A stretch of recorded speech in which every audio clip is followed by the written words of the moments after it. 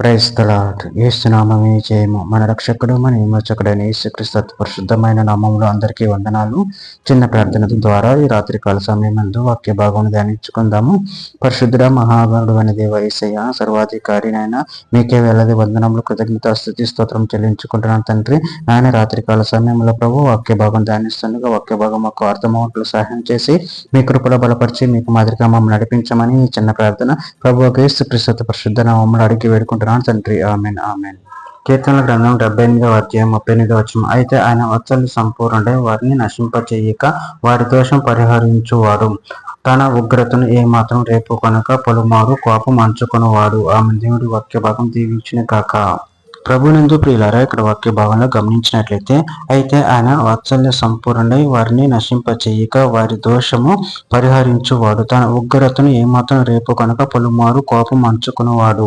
అదేవిధంగా వాక్య భాగంలో గమనించినట్లయితే యెషయా గ్రంథం 44వ అధ్యాయం 21-22 వచనములలో, యాకోబు ఇశ్రాయేలు వీటిని జ్ఞాపకం చేసుకొనుము, నువ్వు నా సేవకుడువు, నేను నిన్ను నిర్మించితిని. ఇశ్రాయేలు, నువ్వు నాకు సేవకుడువై ఉన్నావు, నేను నిన్ను మర్చిపోజాలను. మంచు విడిపోవునట్లుగా నేను నీ అతిక్రమమును, మబ్బు తొలగిపోవునట్లుగా నీ పాపమును తుడిచివేసి ఉన్నాను. నేను నిన్ను విమోచించి ఉన్నాను, నా యొద్దకు మరలుకొనుము. యెషయా గ్రంథం 48వ అధ్యాయం 9వ వచనము. నేను నిన్ను నిర్మూలం చేయకుండానట్లు నా నామమును బట్టి నా కోపం మానుకొనుచున్నాను, నా కీర్తి నిమిత్తం నీ విషయంలో నన్ను బిగబట్టుకొనుచున్నాను. కీర్తన గ్రంథం 103వ అధ్యాయం 14వ వచనము. మనము నిర్మింపబడిన రీతి ఆయనకు తెలిసే ఉన్నది, మనము మట్టి వారమని ఆయన జ్ఞాపకం చేసుకొనుచున్నాడు.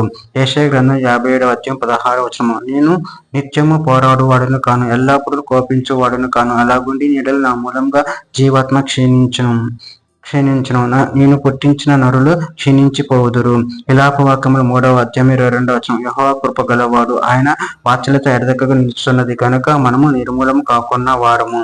హోషేయ గ్రంథం 14వ అధ్యాయం 4వ వచనం. వారి విశ్వాసఘాతకులు కాకుండా నేను వారిని గుణపరచుదును, వారి మీద నా కోపం చల్లారెను, మనస్ఫూర్తిగా వారిని స్నేహితును. చివరిగా ఒక మాట, హబక్కూకు గ్రంథం 3వ అధ్యాయం 2వ వచనం. యెహోవా నిన్ను గూర్చిన వార్త విని నేను భయపడుచున్నాను. యెహోవా సంవత్సరములు జరుగుచుండగా నీ కార్యం నూతన పరచుము, సంవత్సరములు జరుగుచుండగా దానిని తెలియచేయుము, కోపించుచున్న వాత్సల్యమును జ్ఞాపకముగా తెచ్చుకొనుము. ఆమె దేవుడి వాక్య భాగం దీవించిన కాక చిన్న ప్రార్థన చేసుకుందాము. పరిశుద్ధ ప్రేమలను దేవేశం మీరు ఇచ్చిన వాక్య జనాన్ని బట్టి ప్రాముఖ్యతలు చెల్లించుకుంటారంటే మేము మట్టి వారు ఉన్న ప్రభావ మమ్మల్ని జ్ఞాపకం చేసుకొని మీ ప్రేమలో కృపలు మమ్మల్ని బలపరిస్తే మీకు మాదిరిగా మమ్మల్ని నడిపించమని చిన్న ప్రార్థన అడిగి పెట్టుకుంటున్నాను తండ్రి. Amen amen.